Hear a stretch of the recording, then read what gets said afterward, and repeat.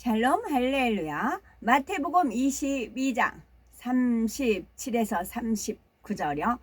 예수께서 이르시되 네 마음을 다하고 목숨을 다하고 뜻을 다하여 주 너의 하나님을 사랑하라 하셨으니 이것이 크고 첫째 되는 계명이요 둘째도 그와 같으니 네 이웃을 네 자신같이 사랑하라 하셨으니. 아멘. 제목은 하나님을 사랑하는 자입니다.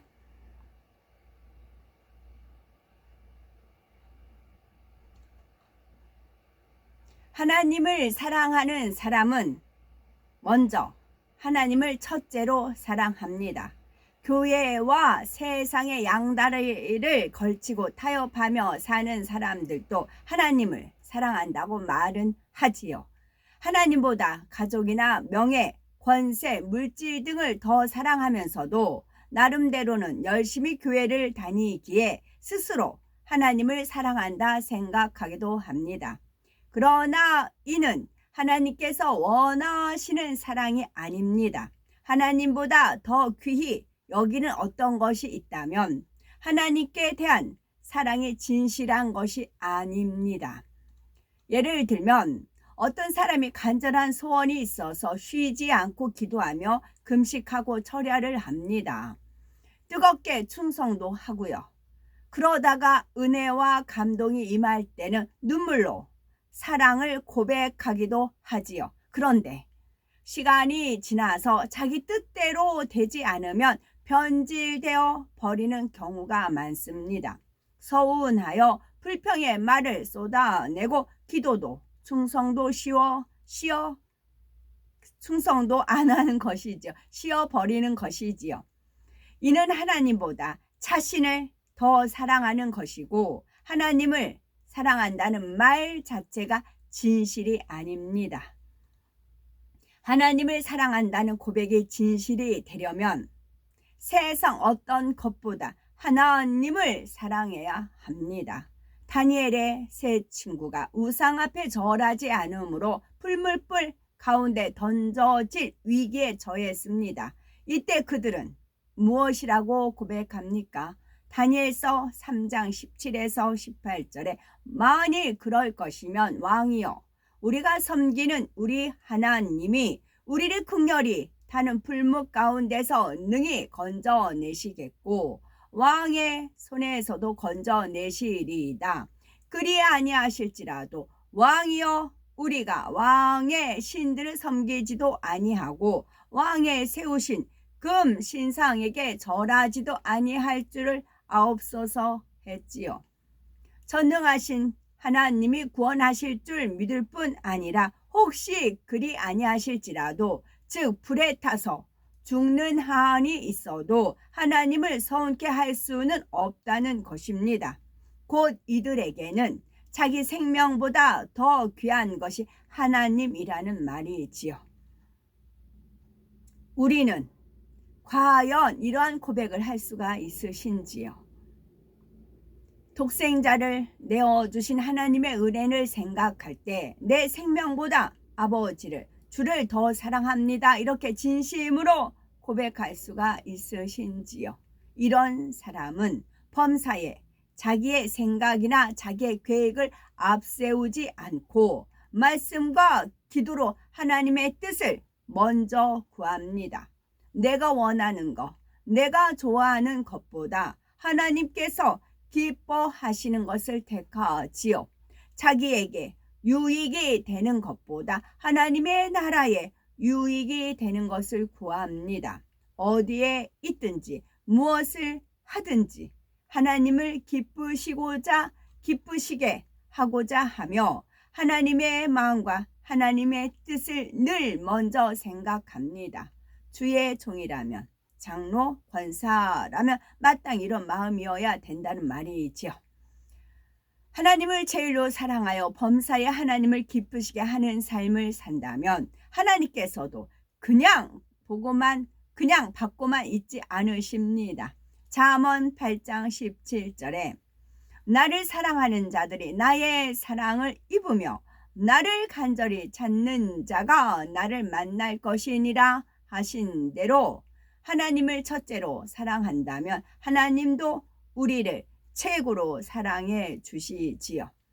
전능하신 하나님의 능력으로 높여 주시며 우리의 소원마다 응답하시고 들어오나 나가나 복을 주십니다. 이처럼 하나님을 첫째로 사랑하여 존귀히 여김받는 우리가 되셔야 되겠지요.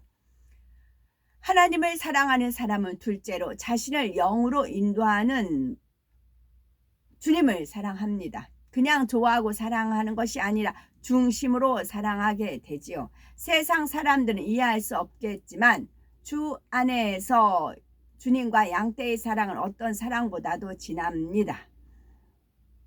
이렇게 영적인 생명의 꼴로 양떼를 먹이며 진리의 본을 보여주는 참된 목자라면 성도들이 당연히 그 참된 목자를 사랑하게 됩니다. 데살로니가 전서 2장 8절을 보면 우리가 이같이 너희를 사모하여 하나님의 복음으로만 아니라 우리 목숨까지 너희에게 주기를 즐겨함은 너희가 우리의 사랑하는 자 됨이니라 했습니다. 말로만 복음을 전하는 것이 아니라 자기 목숨을 아끼지 않고 성도들을 섬겼다는 사도 바울의 고백입니다.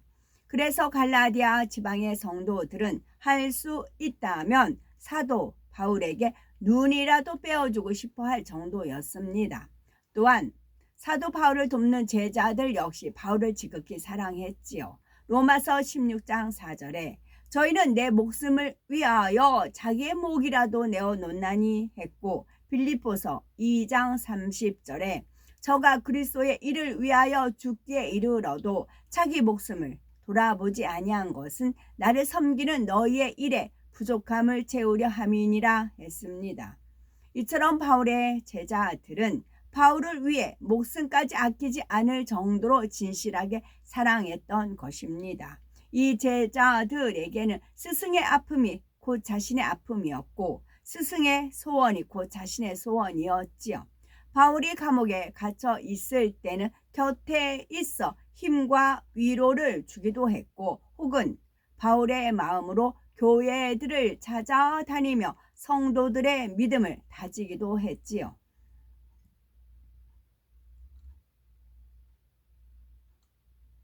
하나님을 사랑하는 사람은 영혼에 대한 사랑이 진합니다. 셋째로 하나님을 사랑하는 사람은 셋째로 영혼에 대한 사랑이 진합니다. 어떤 사람들은 하나님을 사랑한다 하면서도 자기만의 신앙으로 그치는 경우가 있습니다. 열심히 예배하고 기도한다 하지만 영혼들에 대해서는 별로 관심이 없지요. 그러나 하나님을 사랑하면 영혼들에 대한 마음이 간절해집니다. 아버지께서 주님께서 죽어가는 영혼들로 인해서 얼마나 애통하시는지를 알기 때문이지요. 더구나 마음에 선이 있는 만큼 다른 사람에게 선을 행하는 것이 당연합니다. 내가 아버지께 받은 사랑, 주님께 받은 사랑을 어찌하든 저들도 누릴 수 있기를 원하지요. 그래서 연약한 영혼들을 부지런히 신방하고 어려움에 처한 이들을 힘써 구제하고 섬깁니다. 누가 시키지 않아도 아버지의 마음으로 주님의 마음으로 하나님의 나라를 돌아봅니다. 고린도후서 11장 28에서 29절에 이외의 일은 고사하고 오히려 날마다 내 속에 눌리는 일이 있으니 곧 모든 교회를 위하여 염려하는 것이라. 누가 약하면 내가 약하지 아니하며 누가 실족하게 되며 내가 애타하지 않더냐 했습니다. 바로 이것이 하나님을 사랑하는 우리의 고백이 되어야 되겠죠. 마태복음 22에서 22장 37에서 39절을 보면 큰 계명이 무엇인지 알려주십니다. 첫째는 마음과 목숨과 뜻을 다해 하나님을 사랑하는 것입니다. 둘째는 이웃을 내 몸같이 사랑하는 것입니다. 수많은 계명이 있지만 가장 큰 계명은 사랑입니다. 전지전능하신 하나님께서 인간을 창조하셨고 역사를 주관하시는 것도 하나님을 사랑하는 자녀들을 얻어 영원한 천국에 함께 살고자 하심이지요. 우리는 이러한 아버지의 마음을 깨달아 천국을 소유해야 되겠습니다. 더욱 힘써 아버지 하나님을 사랑하는 우리가 되셔야 되겠고, 이것이 우리의 인생에서 이루어야 할 가장 큰 목표입니다.